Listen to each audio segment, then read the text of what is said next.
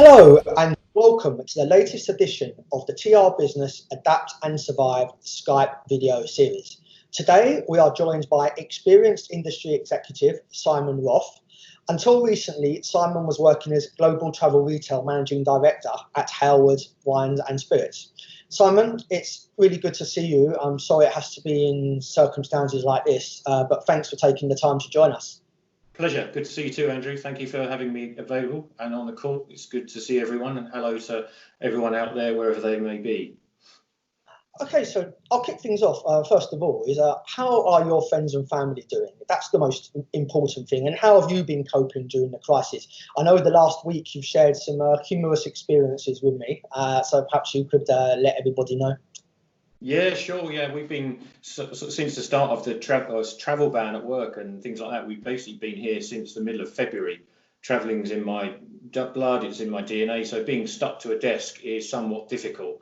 But my daughter's been furloughed from her role, and we've sort of invaded the home that my wife had been at for the last year since she gave up her job. So basically, we're hunkered down in rural Essex, in the middle of nowhere. We don't have much in the way of neighbours to clap at or wave at.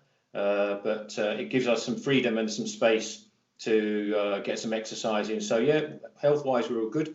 My family's scattered all over the southeast of England in various places. So we are able to take trips down to see mother-in-law and keep her in fresh veg and fruit and meat, and changed our way of purchasing everything that we need for our daily lives. But good news is we're safe and happy, and all is well. So thank you for that.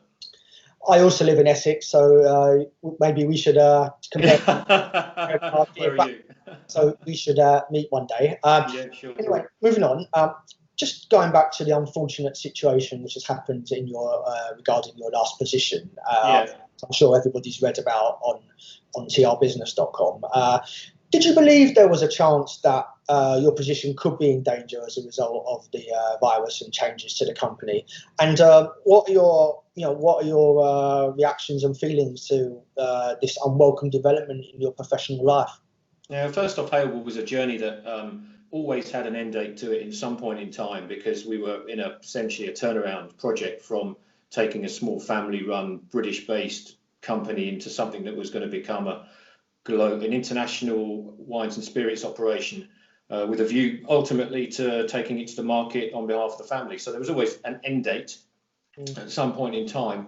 But I have to say the way in which the business has changed over the last couple of months has exacerbated the issues they have in terms of investment priorities and where their markets are that they want to look to in the short term. And hit by COVID-19 with such a heavy impact in the on-trade businesses around the world, the board was faced with a number of decisions, and cost cutting at senior management level was one of those. So we'd had a discussion earlier in the year about this next stage of development in travel retail, where we got to what the plan was moving forward.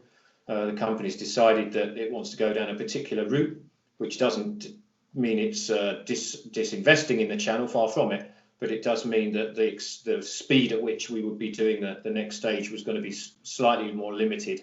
But so therefore, in terms of, for me, I'd already had some idea that might be a time to look for change, but clearly the impact of the duty-free business running into a brick wall has meant that the operation there is coming to a complete standstill. So I leave with a sense of frustration, but I also leave with a huge sense of pride in that what we've achieved with particularly Whitley Neal over the last 3 years has been outstanding, taking a brand that had no presence in the channel to being essentially in the top 3 or 4 of premium gins in the global duty-free arena is a testament not just to the brand and what I've managed to achieve, but the way that the customers and the trade have accepted something new, something different, something away from the norm, and they've believed in me. And I think that's the thing that's been the most encouraging and the most amazing experience over the last couple of years.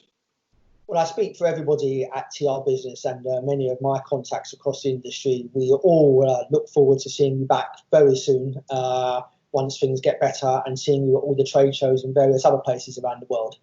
Yeah, trade shows might be a digital thing in the future for a while, but yeah, so there are a couple of possibilities I'm working on, and hopefully once we can get through some sort of normality, those brands might be able to work with me in a return. So yeah, but the shop door is open. So So while you're here, I just wanted to ask your thoughts on the actual impact of the COVID-19 crisis on the duty-free and travel retail liquor segment in particular moving forward.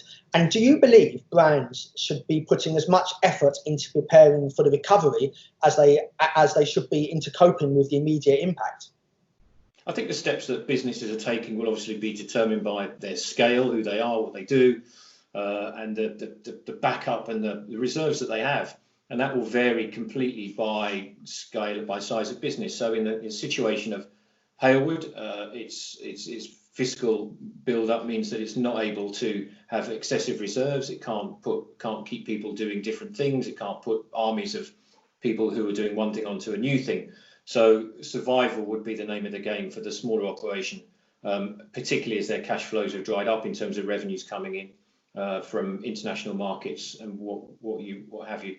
For bigger companies, clearly, where they're able to keep people working and maybe transfer them into other roles where they can think about what the world might look like in the future, how models adapt to ways of doing business, then that's a great possibility.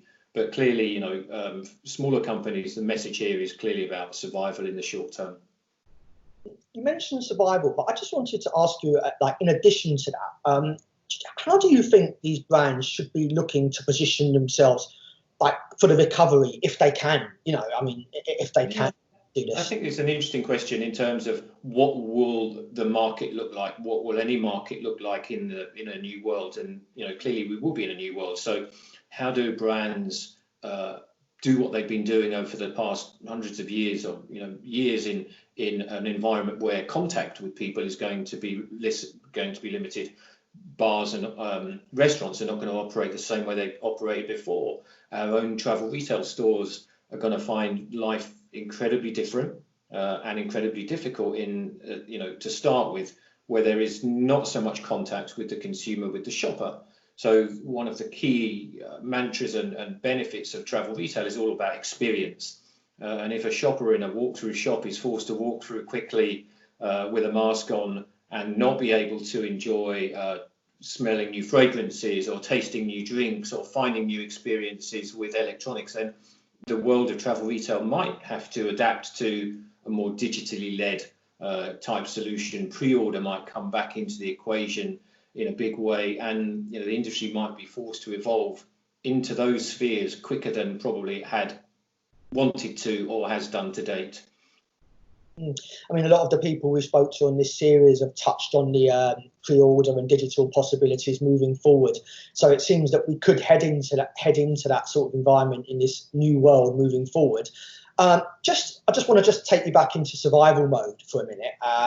What assistance do you think retailers should be giving brands during this unprecedented period? And from what you have heard, or from what you might know, do you think the brands are receiving sufficient support from the retailers?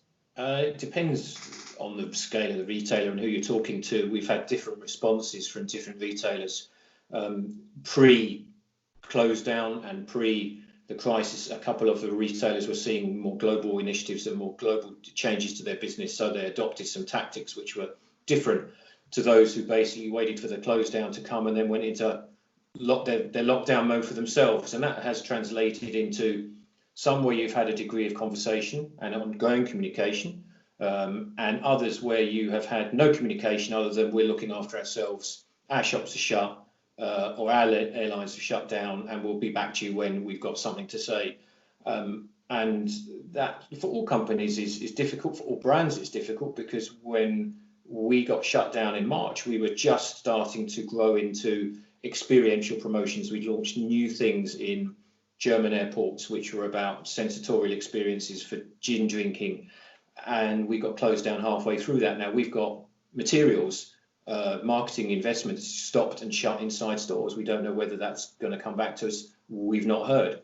Other retailers implemented very deep discounts to try to, before the promotion and before the close down of the aviation industry, to try to get something going, and that worked pretty well to an extent. But I think from a brand owner perspective, and what I gather from colleagues around the industry, it depends who's working, who's not working, what buyers are working, or what have taken a minimalist approach to maintain basic contact.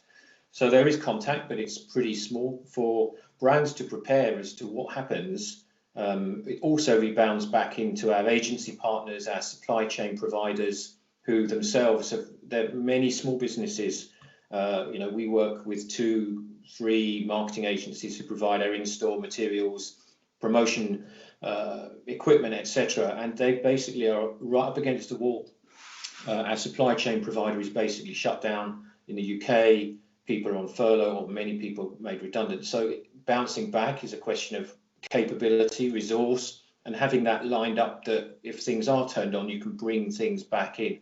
Inventories are in the wrong place, etc., etc. So there, communication is critical, and the lower end of the brand's food chain, then the smaller suppliers take a less get less communication maybe than the bigger brand owners. That's obvious going to happen, but it's also as important to those guys as it is to the big guys that we're working together in terms of what it's going to look like and how we get back in store.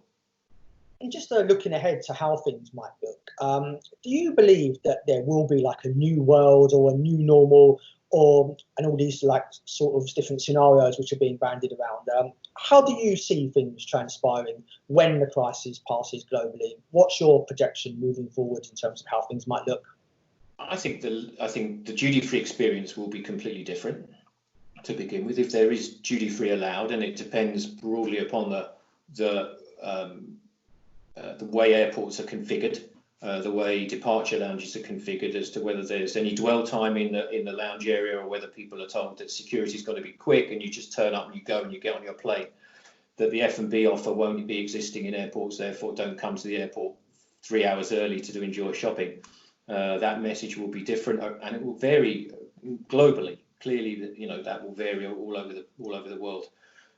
Airlines will have a different approach to how they take passengers on board. So, I think the travel experience for the next year to 18 months, if you believe projections about when the airline capacities might get back to some sort of normality, if there is such a word, will be very different, and that will rebound in our lives as we travel through airports. It's taken 10 years since the security issues of the early 2000s for people to learn about security, and they still don't understand liquids and gels. So what they're going to find about how long is it going to take the infrequent traveller to understand navigating airports will take a long time. What that means for duty free is going to be a complex path forward. And that means that the industry's got to look quickly to how it can evolve new solutions, different solutions that involve technology and a cooperation in a real sense of Trinity that maybe not have existed to this point in time.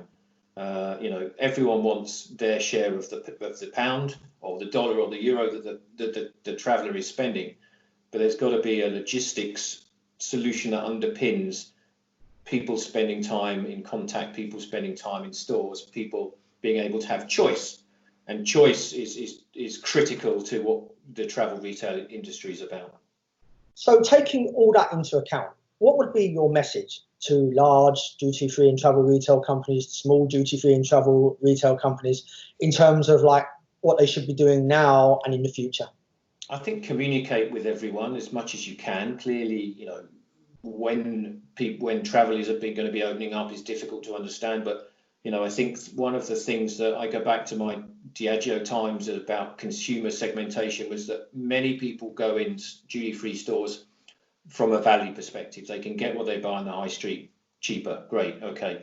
But the majority of people going duty-free shops because they love it, because they love the experience, they love the newness, they love the differentiation that they can find, something exclusive, something different, a brand they may not see so regularly in the supermarket or have never seen in the supermarket.